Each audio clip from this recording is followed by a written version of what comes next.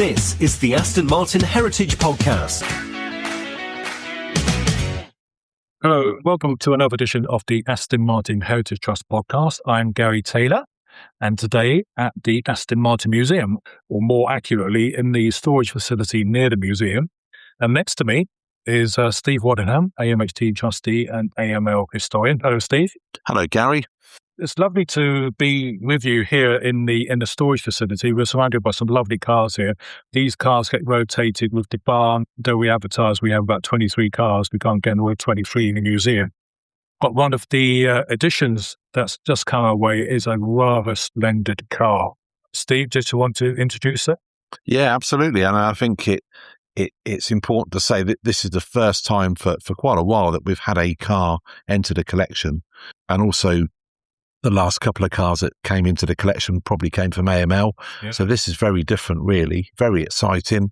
About a year ago, we were contacted by a solicitor representing a family, and a family member had left this car in his will to the trust.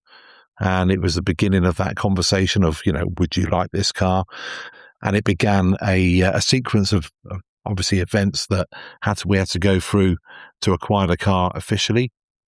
And the car is let's talk about the car. And the car is a 1924, what we call a side valve Aston Martin. There's various things you can call this car. It's a side valve Aston Martin. Therefore, it has a 4-cylinder engine, and the valves for the exhaust and for the inlet are on top of the engine. So what we call a side valve, or if you're in America, a flat head. Yeah. And it's from the period of our history known as the Bamford Martin period. Can you just explain how Bamford and Martin, that name, fits in Aston Martin? Yeah. So our two founders, Lionel Martin, Robert Bamford, they first met each other through cycle racing, probably around about 1912. Yeah. And they came up with the idea of forming a company to service and to sell motor cars. Both of them had a little bit of experience with cars. Robert was actually working for a company in London called Hess and Savary. They were actually steamboat manufacturers. They used to make steamboats for riverboats. And they'd realised that a lot of their customers had land-based vehicles. So you'd have a motorbike or a car. And they'd experimented with having a workshop, a land-based workshop, to service their boat customers' cars and motorbikes. They then wound the company up, and Robert decided to take over the building that they'd been operating from. And with Lionel, they set up Bamford Martin Ltd. And that was founded 15th of January 1913. So that is our kind of start point for Aston Martin, really. So this car is from that period.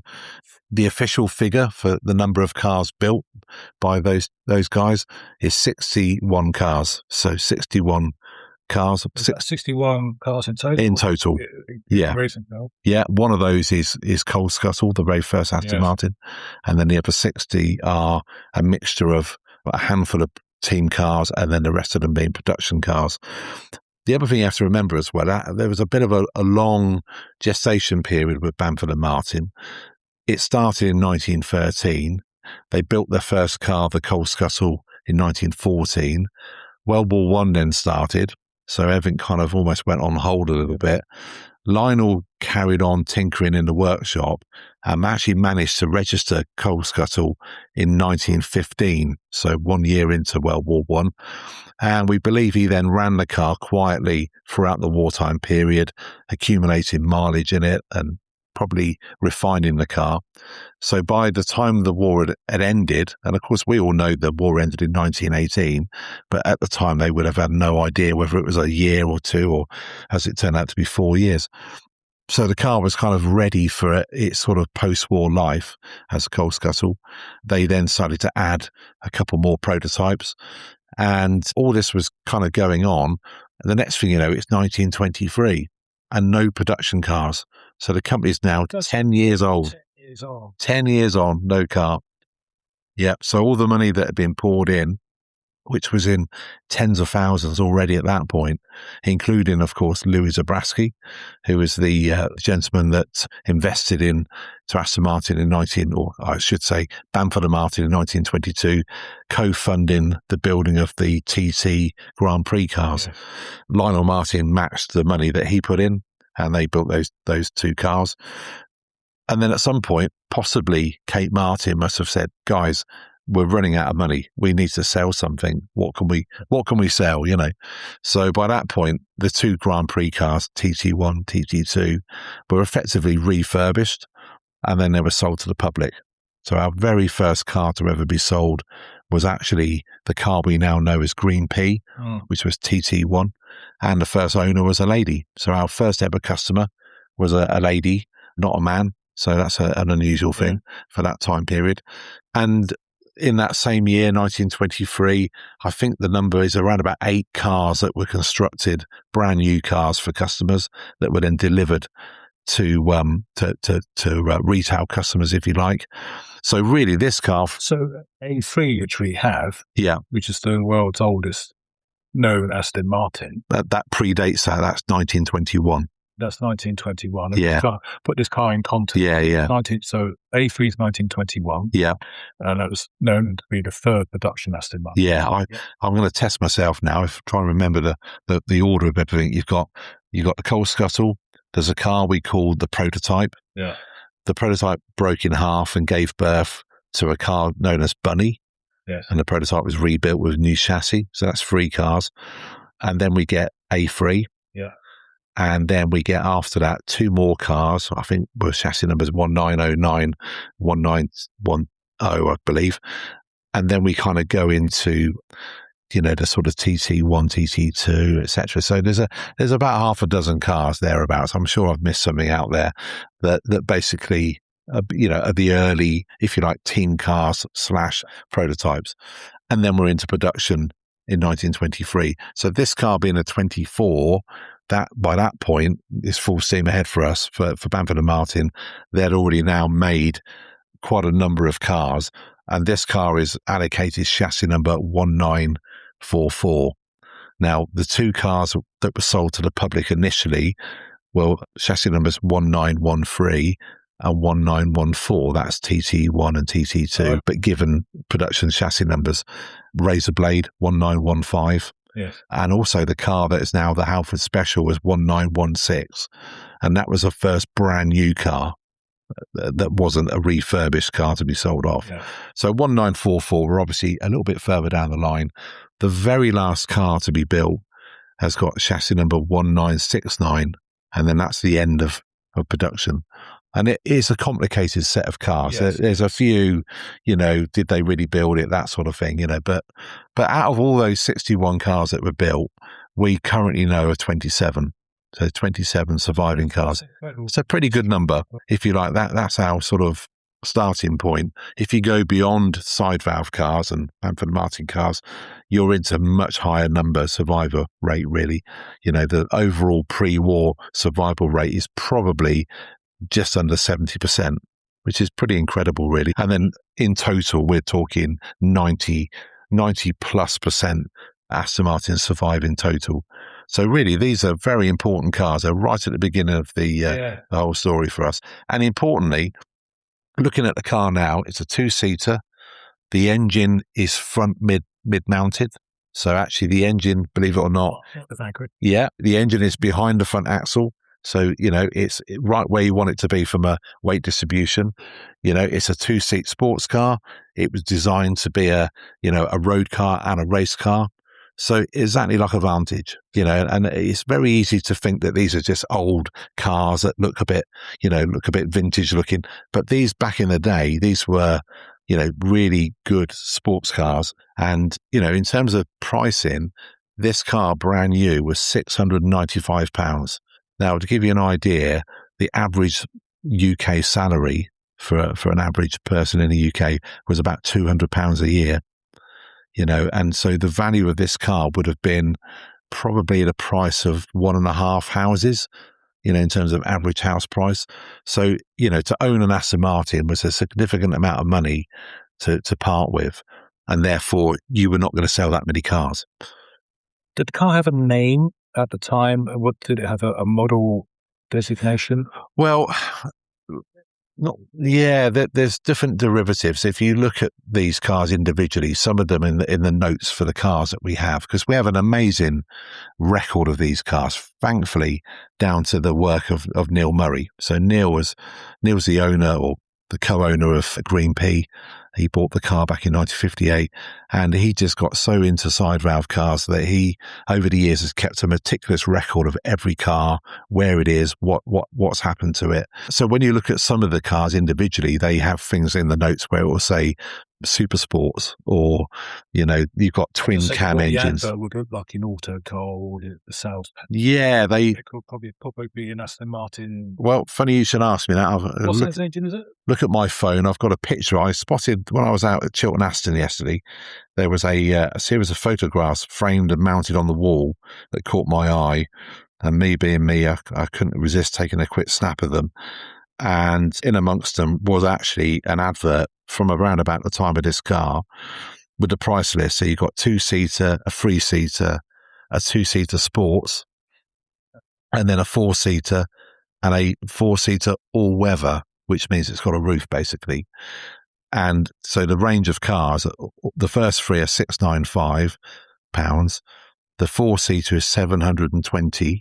And if you want one that you're not going to get wet in, then it's £770. So they're effectively named by or identified by number of seats. Yeah, pretty much. The sporty version, Advantage S. Yeah, yeah. If you wanted to. Well, a bit like Q. Somebody would come along and say, "Well, I like what you're doing, but can you build me one that looks a bit like this?" And we would do it. And we didn't obviously have a department called Q at that point. But right at the beginning, and that's what I love about this brand, we do exactly now what we were doing in 1923. We make whatever people want. We make cars that you can race at the weekend, drive to work on a Monday morning, and that's exactly what this car did actually do back in period. We can identify this car as a 2-seater. Yeah, and if you want the capacity, it's a 1.5 litre side valve engine. Yeah, I'd like a 1.5 litre side valve 2-seater sports. Yeah, well, we could build you one of those as well. Yeah, great. What's the known history of this car? Yeah, I mean, yeah, it is, and it's caught my attention because whenever I see a gap in history, I think, well, where did it go? Who had it between then and then? So the early history of the car, we've got a first owner name. I don't know who he is at the moment. We've got a name as W. Faulkner. The second owner, and this is a really amazing coincidence, completely out of the blue, I got contacted by a man in London who had found a photograph of his father sat in an Aston Martin, a side valve Aston Martin, and he was wondering if we knew which car it was. In fact, he wondered if it was A3. Very quickly was able to identify the car. The car had an Australian number plate on it, which was a bit of a thing that threw us slightly in the beginning because it was clearly not a UK number, but that also made it very easy to narrow down which car it was. And it turned out the car is alive and well in Australia. It's chassis number 1927. It's a fairly well-known car in Australia. It's often known as the Australian Green P. It's a kind of a beautiful polished aluminium, green wings, little sports car. It's been in Australia all its life. And the man that was sat in the car was this chap who contacted me. It was his father, and he'd been instrumental in helping the owner of the car acquire it and get it shipped to Australia as a brand new car. And believe it or not, as we were taking this car on board, I suddenly realised that the same man had actually raced this car at Brooklands in the late 20s. Yeah. So as we were waiting for this to come on board, we're now dealing with this photograph and this amazing coincidence that it just so happens the man in the photo is the very same man that ran this car at Brooklands in the late 20s. Now, he's listed as being the second owner, so we can only assume he owned this car for probably 2 or 3 years, and his name was Robert Corbett. I've got a couple of photographs of him. He just looks like a real character. He apparently had an amazing taste in cars and owned a number of very interesting cars for the rest of his life. His son has kept that tradition going as well. And at some point very soon, we're going to reunite them that we unite the family with the car. So what a lovely thing to discover. But then it goes a bit cold, and that sort of early history goes up to the late 1920s with a little bit of racing history, and then it all goes very quiet, and the car comes back onto the grid in the 1960s when it was bought by a man. Now, you have to forgive me on the pronunciation, but it's Michael Tietze, I think is the way you pronounce it. Tietze. Michael, if you're listening, apologies for getting your name pronounced wrong. And Michael started the restoration of the car. Now, I can only assume that the car, probably like a lot of 20s cars, would have kind of gradually gone down a little bit hill through the 1930s. Then you get the wartime period, the Second World War. A lot of these cars would have been mothballed, hidden away in garages, disabled so they couldn't be used if the country was invaded, that type of thing. And then, of course, they re-emerged in post-war Britain. They often went into a period where students would get hold of them, club together and buy an old car, that type of thing, and then fall into disrepair, basically. But mid-1960s, Michael acquired the car and started to do the restoration. And he actually shortened the chassis. So initially, this car would have been a bit longer. This would have had a longer chassis than it has now.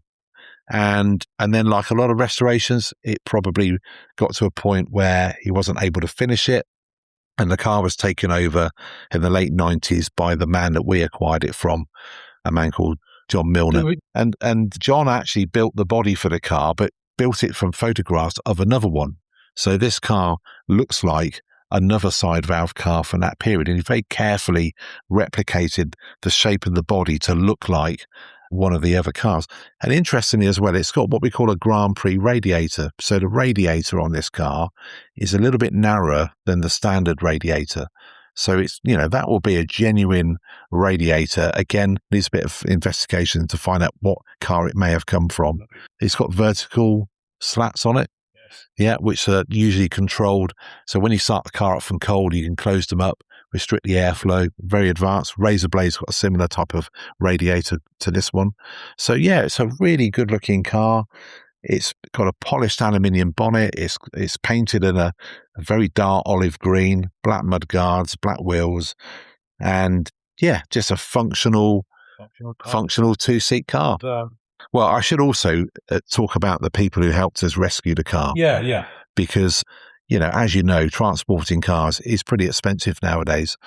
And also, we didn't have a great deal of information as to the condition of the car or where it might be being kept. So I called up some friends of mine who I've got to know over the last 18 months or so, the Ashley family based in Devon.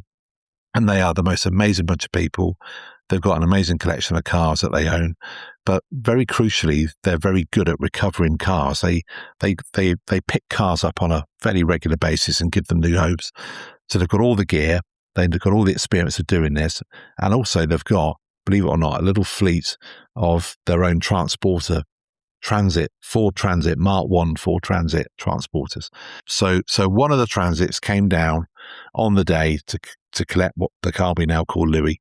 And the funny thing is, again, amazing what can come out of the woodwork. As we kind of delve further into the story, we get sent a photograph of the car being collected from when it was in Ireland in the 1970s on an almost identical Ford Transit transporter. That's fantastic. So we've now got a kind of modern picture and an old picture, the same car on a very similar Ford Transit. And actually, on the way back from recovering the car, the passing traffic were probably doing as many double takes at the Ford Transit, which is a collector's piece in itself. Isn't it? It's a 50-year-old vehicle moving a 100-year-old vehicle on the back of it. So it was quite a convoy. And I remember following the car. We followed it for a few miles and pulled over and had a bit of a regroup and a cup of coffee and a chat. But without the Ashleys helping us recover the car, we wouldn't be sat here with it now. They then took the car back to where they live, and they then very carefully tested to make sure the engine would start and turn over without any damage. And within a few hours, it was up and running around their sort of paddock area. and I got sent a lovely photograph of it all tucked away for its first evening. And it was like watching like a little orphan being tucked up in bed, in amongst a load of other 1920s and 30s cars.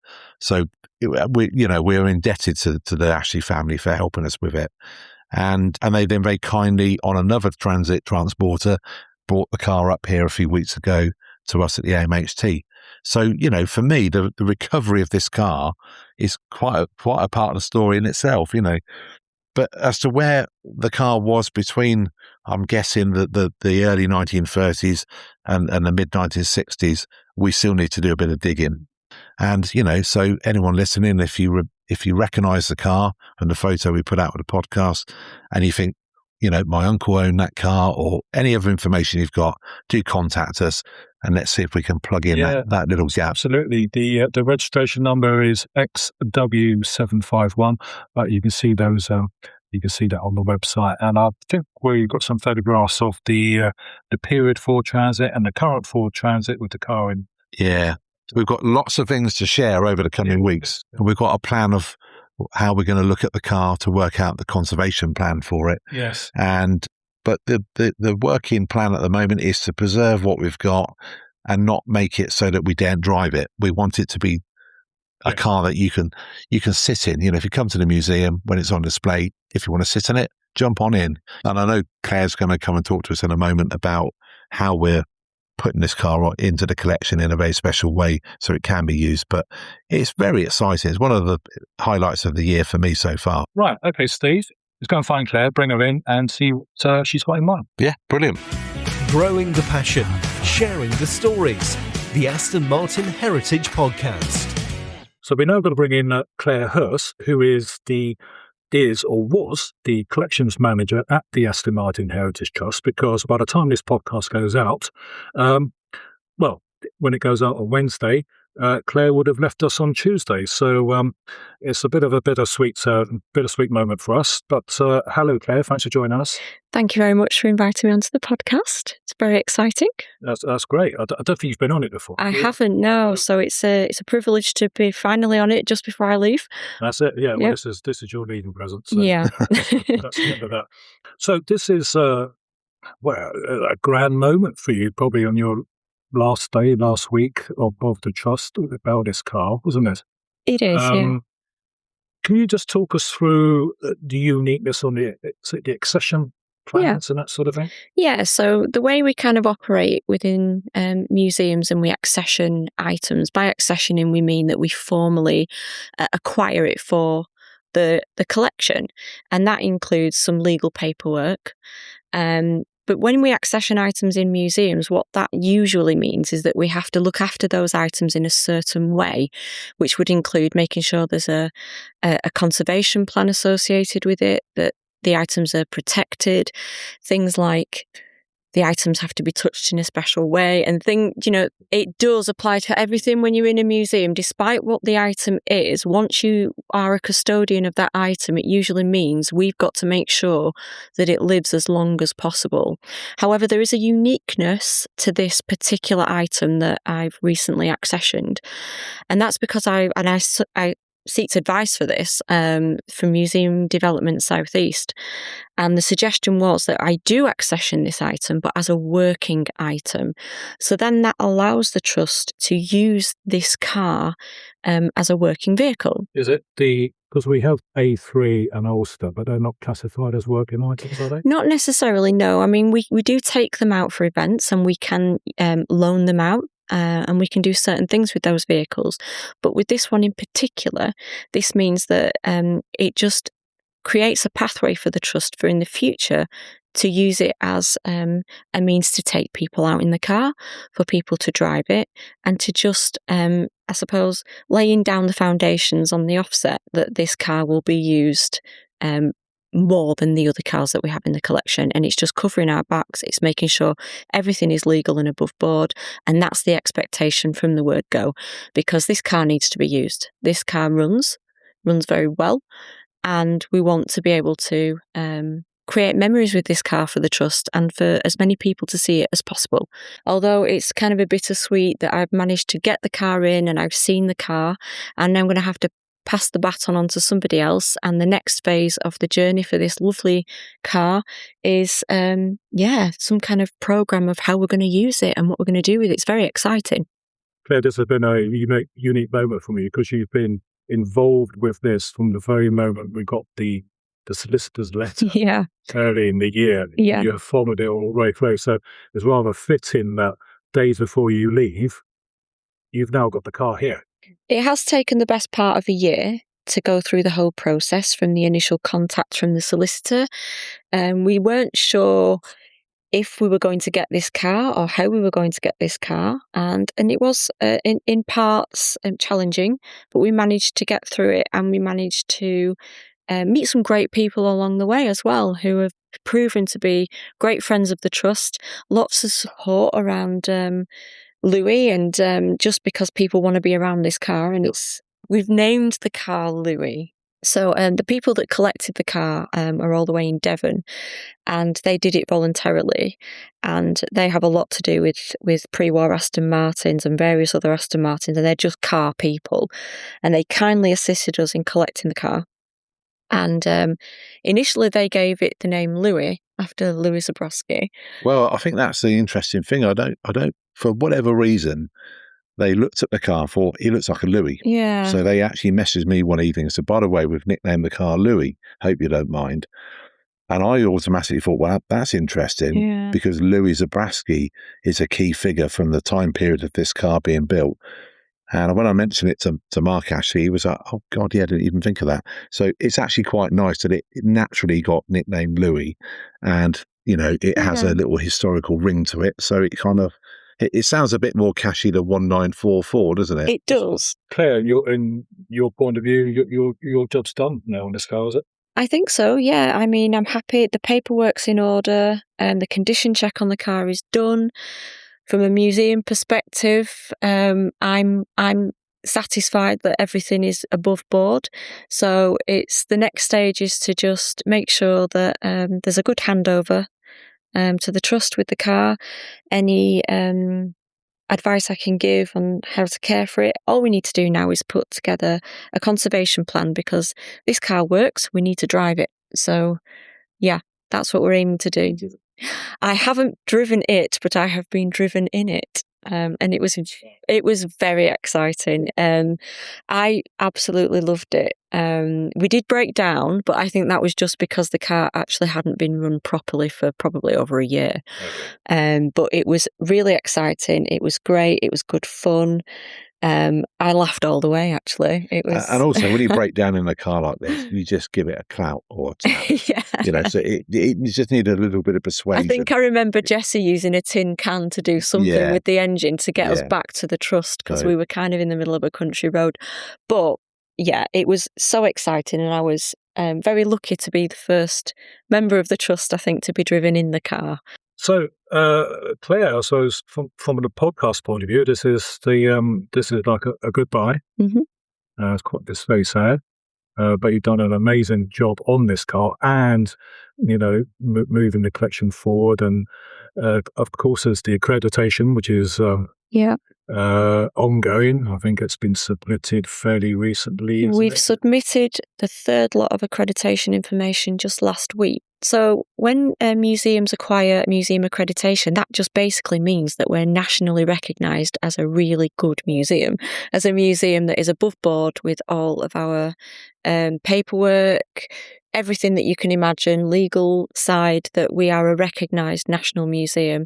So once we push that last little bit through, which we did do last week, we'll be awarded accreditation from the Arts Council England, which means we get a nice shiny certificate to display in the museum, and that we can go on their website as a great place to visit. Well, thanks for pushing that through for us, because I know there's a lot of paperwork or perform things. Yes.